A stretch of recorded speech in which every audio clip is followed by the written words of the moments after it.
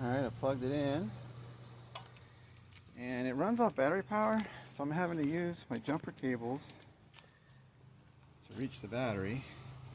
And what I do is I wrap this one in a rag so they don't accidentally touch. But we'll let that thing fill up with smoke and see how she works.